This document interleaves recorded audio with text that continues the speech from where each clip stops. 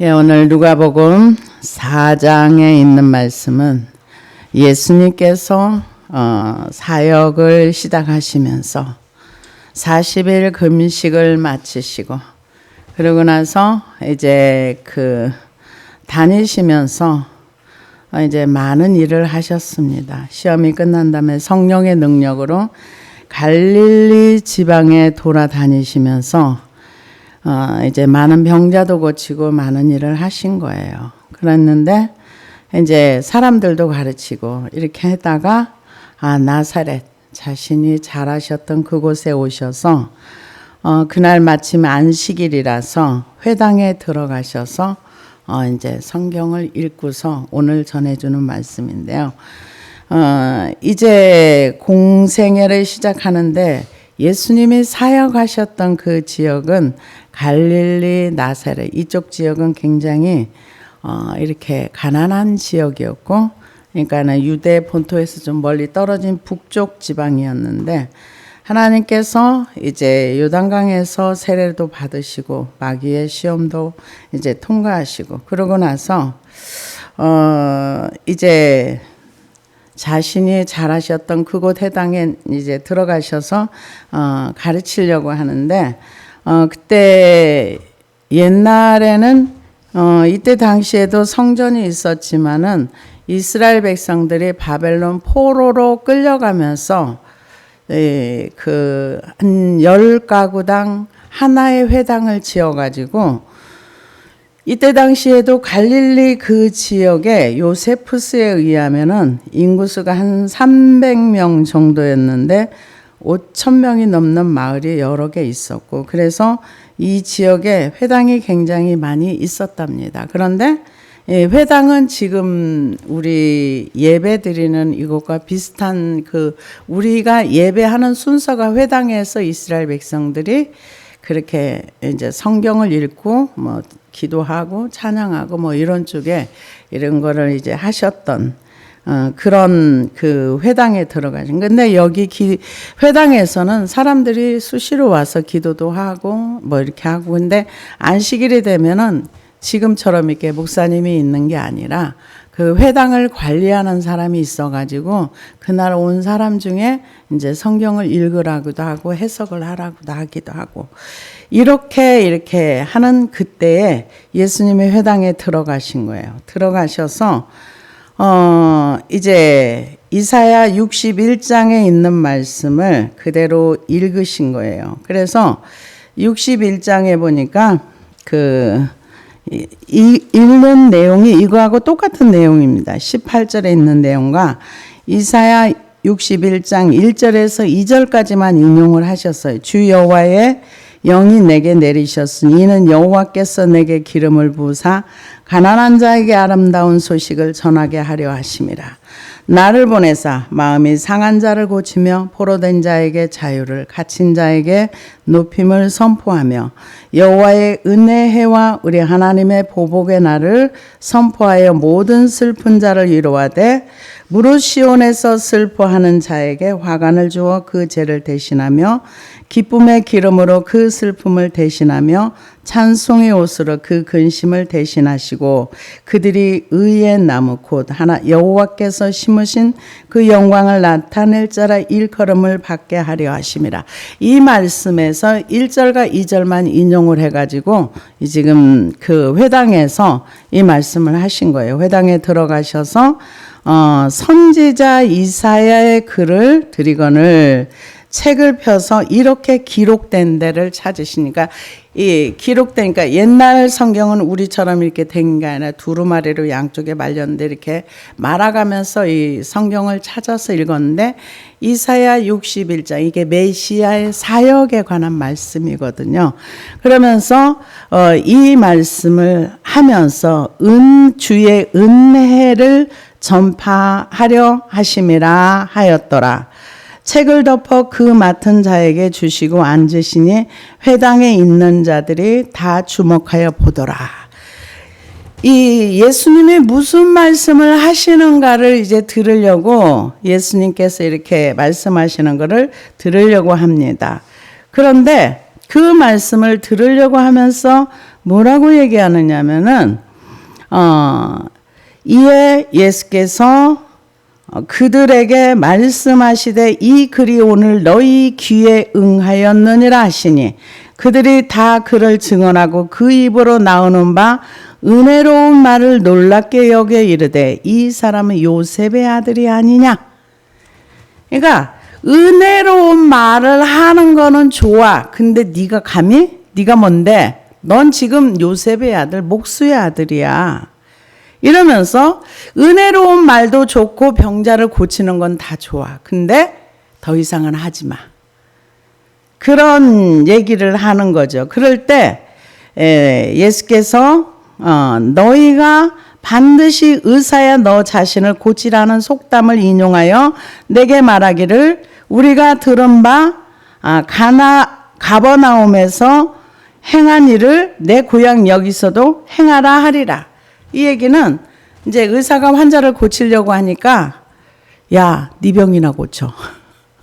나 고칠 생각하지 마. 그때 그런 속담이 있었나 봐요. 그러니까 너가 가버나움에서 행한 착한 일, 좋은 일, 병든 자를 고치고 은혜로운 말씀만 해. 그 이상은 하지 마. 그 얘기를 하는 겁니다. 그런데 예수님께서 이 누가복음 4장 18절에 있는 말씀은 두 가지 사역을 얘기합니다. 뭐냐면은 하나는 선지자의 사역과 메시아의 사역을 얘기하는데요. 신명기 18장 15절에 예언된 말씀을 그대로 얘기를 해주고 있습니다. 그래서 여기에서 주의 성령이 내게 임하셨으니 이 말은 헬라어로 에크리세라는 단어인데요. 이거는 기름을 붓다, 기름을 바르다. 그래서 과거에는 왕, 선지자, 그리고 이 왕, 선지자, 제사장에게 기름을 부어서 그 사역을 하게 만들었습니다. 그래서 예수님께서 이 자신의 사역을 이사야 61장에 있는 말씀을 주의 성령이 내게 임했으니 예수님이 선지자의 사역도 하고 제사장의 사역도 하고 그리고 이 왕의 사역도 한다. 메시아 선지자 왕의 사역을 하는데 성령이 내게 임하셨으니 그 다음에 뭐를 하느냐. 가난한 자에게 복음을. 가난한 자라는 거는 어떤 사람이 가난한가. 세상 것 다 가져도 하나님에 대한 가난함을 얘기하는 거예요. 근데 이거를 문자적으로 해석을 해서 가난한 자들에게 복음을 전했다고 하니까 가난한 사람들만 찾아가서 복음을 전하는데 물론 가난한 사람 모든 것이 부족하니까 복음을 받아들이기가 쉬울 수 있어요. 그러나 꼭 그렇지만 또 않다는 겁니다. 그러면서 이 가난한 자에게 복음을 전하게 하시려고 내게 기름을 부으시고 나를 보내사 포로된 자들은 우리가 이번에 알고 있지만 갇혀 있는 거죠. 왜냐하면은 러브 전쟁에서 양쪽에 포로가 생기는데 포로가 있으면 딱 가다 놓고 거기서 주는 것만 먹어야 되고 시키는 일을 해야 되고 움직일 수 없는 거. 근데 여기에서 얘기하는 포로된 자는 영적으로 죄에 포로된 자, 죄에 갇혀 있는 자. 그런 자들에게 자유를 주시려고 오셨다는 거죠. 근데 이게 포로된 자에게 자유를 가난한 자에게 복음이라고 해도 내가 가난하지 아니하고 갈급함이 없으면 예수님이 필요가 없는 거죠.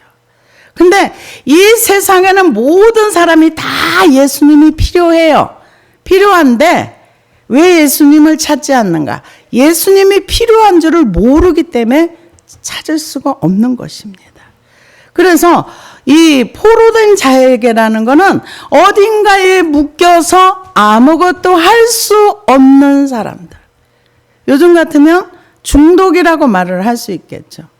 마약에 중독되거나 아니면 어떤 성에 중독이 되거나 아니면 어떤 거에 딱 중독이 돼가지고 묶여가지고 나올 수가 없는 거 있죠. 그래서 이 중독이 된 상태에 있는 사람들은 그것을 위해서 본인이 나오면 되는데, 안 하면 되는데, 그게 안 되더라고요. 제가 어떤 그 이스라엘 쪽에 가는 그쪽에 보면 지금 전 세계들이 다 이렇게 뭐 타락하고 이런 상태에 있는데, 어떤 분이 이제 그 이스라엘 그 나라에 가서 보니까 젊은 여자들이 몸을 팔고 있더래요. 그래서 왜 이런 일을 하느냐 그랬더니 마약을 살라고. 그러니까 마약을 사기 위해서 어떤 일도 한다는 거죠. 이게 완전히 묶여 있기 때문에 여기서 나올 수가 없는 거죠. 근데 누가 그런 얘기를 하더라고요. 중독은 중독으로밖에 풀 수가 없다. 그러면서 이 세상에 어떤 것에 중독이 되었던 예수님에게 중독되면 모든 것이 해방된다. 진리더라고요. 어떤 것에 중독이 되었던 알코올 중독이 됐던 뭐든 중독이 됐던 어떤 중독이 되어 있어도 예수님을 만나고 예수님 안에 들어가면은 자유할 수 있다. 이렇게 얘기하는데 이게 맞더라고요. 그러고 나서 또 뭐라 그래요? 포로된 자에게 자유를 눈먼 자에게 다시 보게 함을 전파하며. 그래서 예수님이 이 땅에 오셔서 눈먼 자를 많이 눈을 뜨게 해주셨어요. 눈을 뜨게 해주시고 질병에 묶여 있는 자들을 많이 풀어주셨어요. 이 말씀을 실제적으로 현실 세계 속에서 보여주신 거죠. 38년 된 병자를 일어나 걸어가라 하면서 고쳐준 거나, 아니면 18년 동안 사단에 묶여가지고 한 번도 허리를 펴본 적이 없는 사람에게 자유를 선포했을 때 그가 그 질병에서 놓여서 자유게 되는 거. 근데 두 가지가 있더라고요. 하나는 본인이 하나님을 찾아가가지고 막 믿음을 가지고 낫게 해달라 해서 낫는 사람이 있고, 어떤 경우는 하나님이 보여주시기 위해서 찾지 않고 구하지 않는데 찾아가셔서 해주는 사람이 있고. 근데 우리는 어느 쪽에 속한지, 하나님이 날 찾아오셔서 나에게 해주시면 고맙지만 내가 가만히 있는데 아무 일도 안 일어나면 내가 찾아가야죠. 내가 그분 찾아가서 믿음을 준비해서 나는 이렇게 낫기를 원합니다. 그래서 저도 이런 어떤 이렇게 묶여있는 그런 부분을 놓고 기도를 하는데, 믿음이 오면 해결이 되는데 이 믿음이 안 오니까 문제더라고요. 그래서 고생을 좀 했습니다. 그런데 여기 보니까 눈먼 자에게 다시 보게 함을, 그러면은 눈먼 자라는 거는 영적인 눈이 먼 것도 포함이 되고 육적인 눈이 먼 것도 포함이 되는 것입니다. 그래서 예수님이 이 땅에서 소경된 사람들을 많이 고쳐주셨어요. 많이 고쳐주시고 이렇게 얘기를 많이 해주신 것을 볼 수 있습니다. 그러고 나서 눌린 자, 어딘가에 맨날 눌려가지고 움직일 수 없고 아무것도 할 수 없는 사람들, 이런 사람들을 예수님께서 풀어서 자유롭게 해주신다. 자유를 선포한 거죠, 한마디로. 그래서 많은 사람들이 생각하기를 예수를 믿으면 자유케 돼. 물론 자유케 되는 부분이 있습니다. 예수님을 믿으면 딱 한 가지, 지옥에서 건져지는 건 확실해요. 진짜로 믿으면. 그래서 로마서 8장에 있는 말씀처럼 하면은 한 번 구원은 영원한 거예요. 왜? 예수 그리스도를 받아들이고 육신의 생각을 확실하게 영으로서 죽이고 그 행동을 완전히 죽이고 해서 하나님의 영으로 인도함을 받는 그는 하나님의 아들이라 그랬어요. 그리고 그 사람에게는 환난이나 기근이나 적신이나 그 어떤 것이라도 그리스도의 사랑에서 끊을 수 없느니라. 그거는 정말 한 번 구원받으면 육신의 생각을 죽이고 육신의 이게 다 해결이 되고 영으로서 인도함을 받으면 그건 100% 맞는 거예요.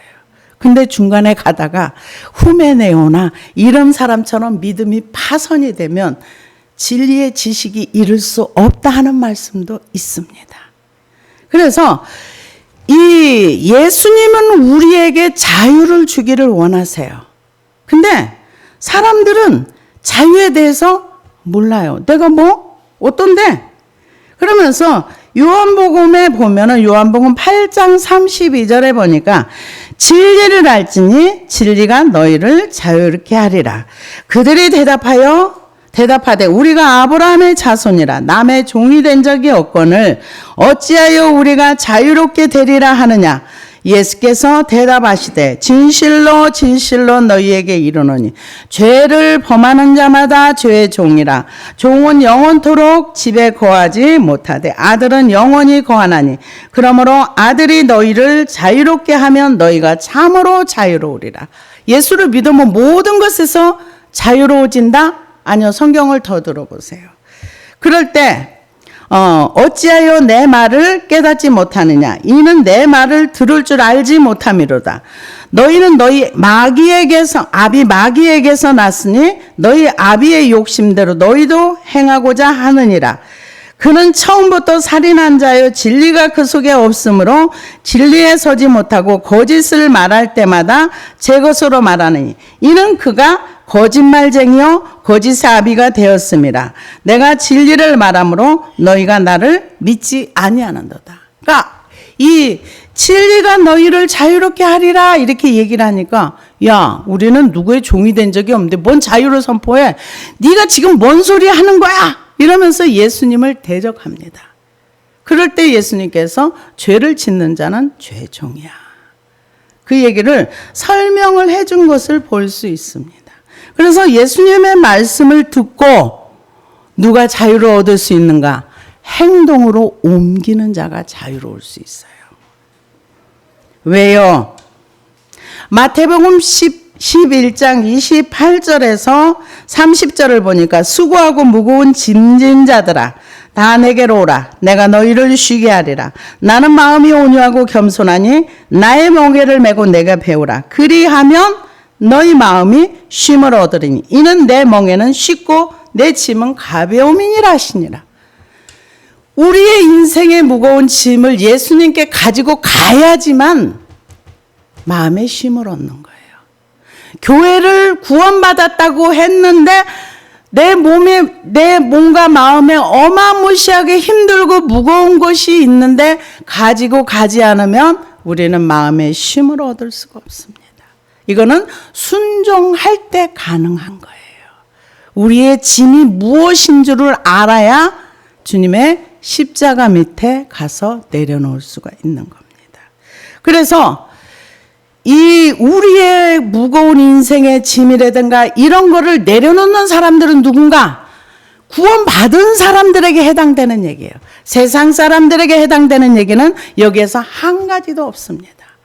이 자유를 선포하고 짐을 내려놓고 하는 사람들은 다 구원받은 자들에게 하는 얘기예요. 구원받지 못한 사람들에게 하는 얘기는 여기에 한마디도 없습니다. 그러면은 우리의 무거운 짐들, 우리의 죄들은 어디서 해결이 되는가? 골로새서 2장 12절에서 15절을 보니까 너희가 세례로 그리스도와 함께 장사되고 또 죽은 자들 가운데서 그를 일으키신 하나님의 역사를 믿음으로 말미암아 그 안에서 함께 일으키심을 받았느니라. 또 범죄와 육체의 무할례로 죽었던 너희를 하나님이 그와 함께 살리셨고 우리의 모든 죄를 사하시고 우리를 거스르고 불리하게 하는 법조문으로 쓴 증서를 지우시고 제하여 버리사 십자가에 못 박으시고 통치자들과 권세들을 무력하여 드러내어 구경거리로 삼으시고 십자가로 그들을 이기셨느니라. 마귀를 이기는 장소가 십자가예요. 죄를 이기는 장소가 십자가입니다. 근데 그 죄를 내가 십자가 밑에 가지고 갔을 때 이게 가능한 거예요. 아무것도 하지 않는 데는 아무 일도 안 일어납니다. 누가 그 얘기를 하더라고요. 운동 안 하고 가만히 있어 보세요. 가만히가 됩니다. 그런데 제가 그 말 듣고 한참 웃었어요. 가만히 있으면 아무 일도 안 일어나요. 우리는 자유를 얻기 위해서 우리의 무거운 짐을 주님의 십자가 밑에 갖다 놔야 되고 우리의 힘들고 어렵고 정말로 죽을 것 같은 것들을 십자가 밑에 가지고 갔을 때 자유를 얻는 거예요. 근데 이 말을 못 알아들으니까 야 우리는 누구의 종이 된 적이 없는데 왜 자유하라 그래? 자유가 뭔지를 모르는 거죠. 그래서 이 가장 예수님께서 중요한 말씀을 해주신 게 뭐냐면은 요한복음 16장에 대해서 주님이 말씀을 하셨어요. 진리의 성령이 너희에게 오면 그가 죄에 대하여, 의에 대하여, 심판에 대하여 세상을 책망하시리라. 죄에 대하여라 하면 그들이 나를 믿지 아니하며 의에 대하여 하면 내가 아버지께로 가니 너희가 다시 나를 보지 못하며 심판에 대하여라 하면 이 세상 임금이 심판을 받았습니다. 내가 아직도 너희에게 이를 것이 많으나 지금은 너희가 감당하지 못하리라. 그러나 진리의 성령이 오시면 너희를 모든 진리 가운데로 인도하시리니 그가 스스로 말하지 않고 오직 들은 것을 말하며 장래일을 너희에게 알리시리라. 성령님이 우리 안에 오셔서 우리에게 죄에 대하여 알려주셔야지만 죄에 대해 안다는 거예요. 그렇지 않으면 모르는 거예요. 우리는 그렇게 생각합니다. 하나님 나한테 이것 좀 해보세요. 그럼 내가 믿을게요. 절대 믿지 않습니다. 왜요? 지금 나사렛에 있는 사람들은 예수님의 소문을 많이 들었어요. 병 고치는 거, 기적도 많이 봤어요. 그리고 또 은혜로운 말씀도 들었어요. 근데 거기까지예요.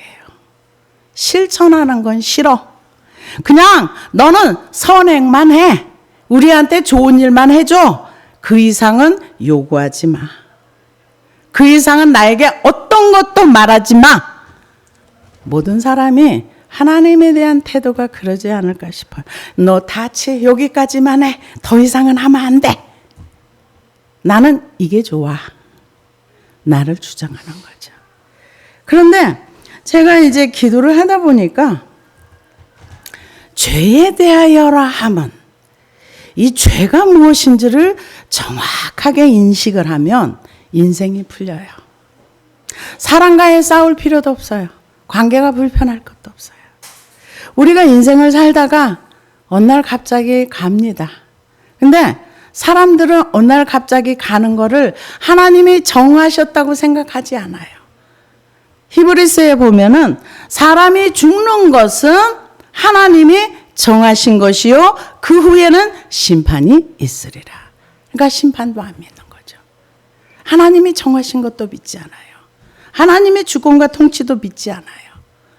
여기 죄에 대하여라 하면 이 얘기는 하나님에 대해서 믿지 않는 것을 얘기하는 거예요. 근데 우리 모든 사람들은 내가 하나님을 믿지 않고 있다는 사실이 인식이 안 돼요. 인식이 안 되기 때문에 내가 하나님 앞에 어떤 존재인가 별로 생각하지 않습니다. 제가 그 밥 존스라는 그분을 선지자로 얘기하시는 분들도 있더라고요. 그분은 간증한 걸 잠깐 봤는데 조금 우리의 삶 속에서 일어날 수 있는 일이기에 한번 얘기를 해봅니다. 밥 존스라는 사람이 지금 몇 년 전에 돌아가셨대요. 근데 어떤 교회에서 그분을 모시고 집회를 했는데 주님이 그분에게 이게 맞다는 얘기는 아니니까 듣고 그냥 참고만 하세요. 너가 세상에서 사랑하는 법을 배웠느냐? 그래서 그 교회 이름을 사랑하는 교회로 이름을 쳤어요. 전에는 그 이름이 아니었는데. 근데 제가 생각할 때는 사랑하는 법 배울 수 있겠죠. 그러나 사랑이 이렇게 흘러가야 맞다고 저는 개인적으로는 생각을 합니다. 근데 그분이 어느 날 하나님이 여자분은 교회를 다니시는데 남편이 믿질 않는데 그래서 그 집에 전도하고 싶은 마음이 들어가지고 그 집에 가서 그 집 아저씨에게 이제 전도를 했대요. 예수님을 믿으셔야 됩니다. 예수님을 꼭 믿으세요. 죄로부터 자유함을 얻으세요. 이렇게 이제 복음을 전했나 봐요. 그랬더니 그분이 비웃었다고 그러더라고요.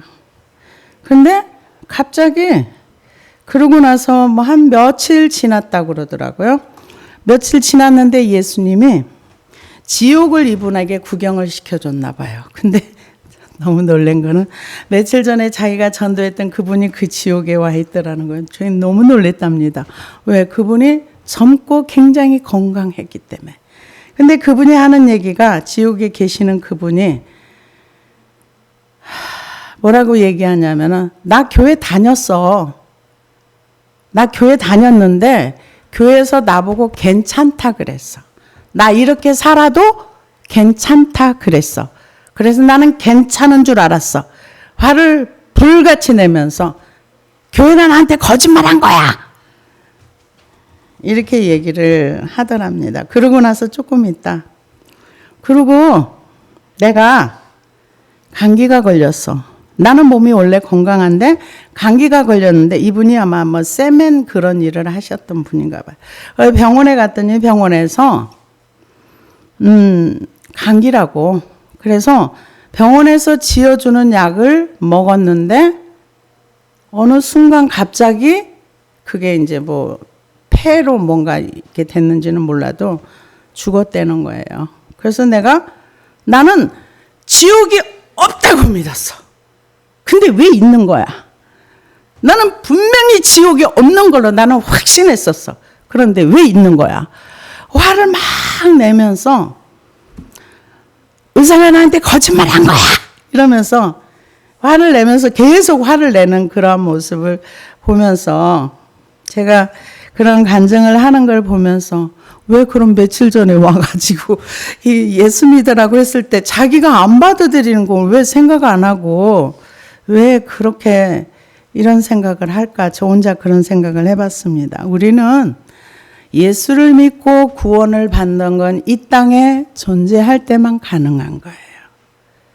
자유를 얻는 것도 우리가 이 땅에서 있을 때만 가능한 거예요. 그래서 죄에 대하여라 하는 것이 무엇인지, 그래서 예수님이 이렇게 기가 막힌 말씀을 우리에게 주셨는데, 죄를 모른다면 구원의 가치가 없는 거예요. 왜요? 하나님이 우리를 구원시키기 위해서 예수님을 보내신 것은 우리를 죄에서 구원하기 위한 건데, 우리는 어떻게 배웁니까? 예수님이 다 처리를 했으니까 우리는 괜찮아. 다 처리한 건 맞습니다. 우리를 완전히 자유할 수 있도록 예수님이 이 땅에 오셔서 십자가에 죽으시고 그 죄의 대가를 다 지불한 건 맞아요. 그러나 내가 죄가 뭔지를 인식하고 그것을 십자가 밑에 가지고 갔을 때 오늘 이 말씀이 우리에게 진리가 되는 것입니다. 그래야 모든 것에서 자유할 수 있는 것입니다. 방종을 얘기하는 것이 아닙니다. 여기에는 질서 안에서 자유를 얘기하는 거예요. 그래서 눌려 있으면 굉장히 힘들거든요. 눌린 자에서 자유케. 이 포로된 자, 묶여서 갇혀 있는 거, 그곳에서 자유케. 우리 인생에 내가 풀 수 없는 문제들을 하나님 앞에 가지고 가면 해결이 된다는 거죠. 그래서 갈라디아서에도 예수님이 십자가에서 죽으시니 우리의 저주를 담당하기 위해서 있어요. 저희가 상담을 공부할 때 이런 얘기를 하더라고요. 우리의 DNA 속에는 몇천 년의 역사가 기록이 돼 있어요. 그래서 나도 모르게 내 부모들이 하는 행동을 내가 무의식적으로 할 수가 있습니다. 이런 얘기를 하면서 나도 모르는 행동이 그 부모의 삶 속에서 묻어난 게 나도 그렇게 합니다. 이렇게 그 얘기를 하는 걸 들어봤어요. 그러면서 그러니까 이제 그런 얘기를 그렇게 들었는데 어떤 분이 이런 얘기를 하더라고요. 아나운서인데, 제가요, 그분도 아마 정신과 의사였는데, 와이셔츠를 중학교 때부터 이렇게 와이셔츠를 입었는데, 이걸 다 단추를 풀려면 너무 귀찮으니까 몇 개만 풀고서 이렇게 홀딱 뒤집어서 티셔츠 벗듯이 이렇게 벗었는데, 우리 아들이요, 내가 가르쳐 준 적이 없는데요, 나와 똑같은 행동을 해요. 이 어찌 된 겁니까? 그러고 물어보니까 그분이 하는 얘기가 그게 그냥 어린 아이들이 부모가 하는 행동이 그대로 복사가 돼서 그대로 나오는 겁니다. 이렇게 얘기를 하더라고요. 그래서 아 그렇구나 이렇게 생각을 했는데 예수님이 뭐라 그래요? 수천 대가 내려왔던 얼마가 내려왔던 그리스도께서 우리를 위하여 저주를 받은 대사 율법의 저주에서 우리를 속량하셨으니 예수님의 십자가 밑에 가면 우리의 모든 인생의 문제가 해결되는 거예요. 나로 하여금 힘들고 지치고 소망 없는 상태. 우리는 이 세상에서 소망을 찾으려고 해요. 그런데 우리는 예수님을 통해서 찾는 소망이 가장 건강한 소망입니다. 요즘 일본에서 갑자기 사람들이 증발된다고 그러더라고요, 내용이. 그래서 왜 증발이 돼? 근데 멀지 않아 이게 한국에도 올 거야. 그래서 이제 조금 봤더니 뭐라 그러냐면은 어느 날 갑자기 젊은 사람이든 나이 먹은 사람이든 모든 사람에게서 모든 관계를 다 단절하고 홀로 가서 있거나 아니면은 자살해서 삶을 끝내거나 이거를 증발이라고 표현했더라고요. 어느 순간 증발되어서 몇십만 명이 없어진다 이렇게 얘기를. 그렇게 말하면 우리나라는 지금 세계에서 몇 위 안에 군사력에 들어가고 GDP가 얼마나 많이 올라갔고 했는데 이 얼마나 많은 사람들이 자살을 합니까? 우리가 이 세상에 묶여 있는 이 땅에서 소망 되시는 분은 예수님께 소망을 두는 것만큼 건강한 소망이 없습니다. 그래서 예수님이 가장 큰 사역, 우리를 죄로부터 자유케 하고 묶인 거, 포로된 거, 눌린 거에서 자유케 하라고 오셨어요. 근데 하나도 자유하지 못하다면 여러분 한번 생각해 보십시오. 갑자기 어느 날 어느 단체의 목사님이 세컨드를 뒀다 뭐 어쨌다. 왜 그렇습니까? 여기에 묶여서 못 태어난 거예요. 이 부분이 자유로 보세요. 그거에서 완전한 자유가 있을 수 있는 거죠. 아무리 수많은 사람들이 몰려와도 거기에 묶이거나 매일 필요가 없는 거죠. 그게 해결이 안 됐기 때문에 거기에 묶여서 하나님의 영광을 가리는 그런 일이 일어나는 거 아닙니까?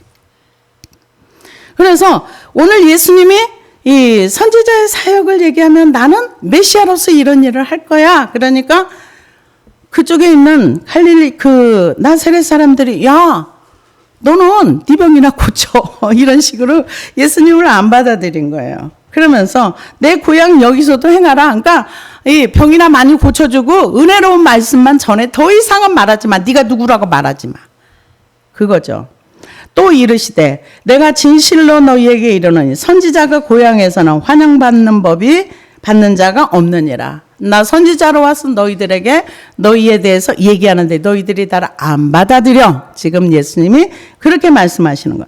내가 참으로 너희에게 이르노니 엘리야 시대에 하늘이 3년 6개월 동안 닫히어 온 땅이 큰 흉년이 들었을 때에 이스라엘 많은 과부가 있었으되 엘리야가 그중 한 사람에게도 보내심을 받지 않고 오직 시돈 땅에 있는 사렙다 한 과부에게 뿐이었으며 이게 이스라엘 열받게 하는 거죠.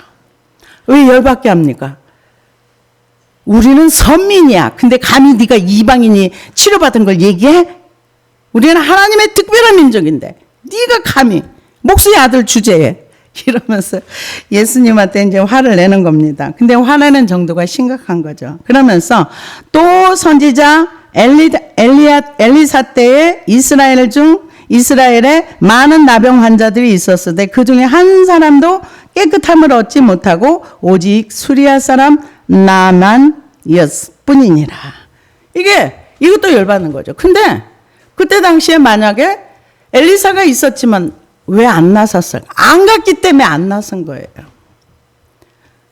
나병 환자가 한두 사람이었었겠어요? 지금처럼 약이 좋은 것도 아닌데. 근데 안 갔기 때문에 안 나선 거예요. 그만큼 안 믿었다는 거죠. 이런 일들이 나사렛 사람들을 열받게 한 거예요. 얼마나 열받았는지 회당에 있는 자들이 이것을 듣고 다 크게 화가 나서